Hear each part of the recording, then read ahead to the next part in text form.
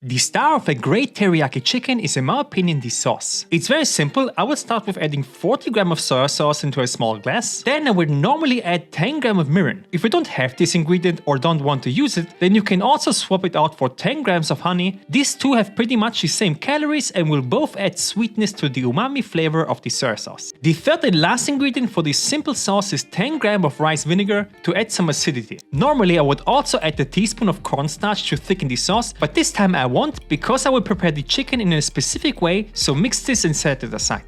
So here I have a skinless chicken breast that weighs 180 grams. I will first slice this into long strips, about 1 centimeter or half an inch thick, then turn it and cut it again into half. And now we show you a technique how to make the most tender and juicy chicken ever. First I will prepare a bowl filled with cold water. Now I will add in the chicken and start massaging this for around 30 seconds or so until the water becomes cloudy. This will loosen up the muscle fibers and will help retaining the marinade. Now I will take a strainer and start squeezing the meat so all the water gets pressed out. This is a technique that a lot of East Asian style restaurants use to absorb more flavor. Next is the marinade. For that I will first add half a teaspoon or 2 grams of cornstarch. This will help retaining juices and also thicken up the sauce later on. Next is the most important ingredient and it's baking soda. I will add just a little bit, maybe a quarter of a teaspoon. This will make it more difficult for the protein to tighten up and become tough. I will also add 5 grams of low sodium soy sauce to distribute the starches and now mix this with a spoon until the entire chicken is coated with marinade.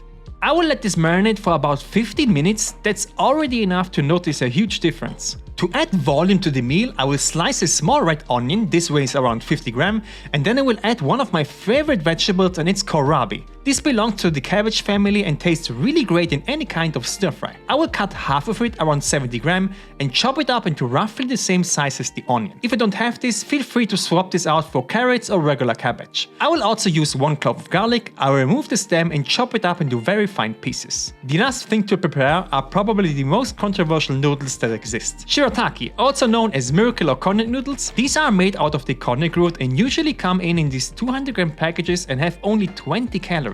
They are stored in this liquid that in some brands can smell a bit fishy. However, if you buy the right one, and I have a video where I explain what to look out for, you won't smell anything at all. So now we'll drain this liquid and wash them under cold water in my sink for around 30 seconds or so and then leave them here until the end of the recipe. So let's get cooking. I will start with adding a bit of oil into a pan on medium heat and then I will start frying the onions in the kohlrabi first. This will take around 4 to 5 minutes under occasional stirring until the vegetables have brown spots and the onion starts to caramelize. After 5 minutes I will push the vegetables to the edges, switch up the heat to medium high, add another second of oil and now add in the chicken. I will fry the chicken now for around 90 seconds each side. Because they are sliced into small pieces, this will take you 3 minutes max. Once they are cooked, I will add in the garlic and keep frying this for another 20 seconds or so and now remove everything from the pan and add it into a plate. The pan gets back on the stove and now I will add in the shirataki noodles without any oil. I will dry fry them now for around 3 minutes until the liquid is completely evaporated and they get slightly crispy and look very dry. 3 minutes later I will add them back in the chicken and now I will go in with my sauce as well. Keep cooking this for another minute or so until the sauce thickens up from the cornstarch and starts to become sticky. Remember that you can always create a slurry that consists of 2 tablespoons of water and 2 grams of cornstarch and add it into the pan if it's not thick enough. There you go. The entire meal takes 20 minutes to make and comes in with 338 calories, 22 grams of carbs, 7 grams of fat and 47 grams of protein. Please let me know when you tried especially the washing and marinating trick. Click on this video to see a similar recipe made with beef and see you there.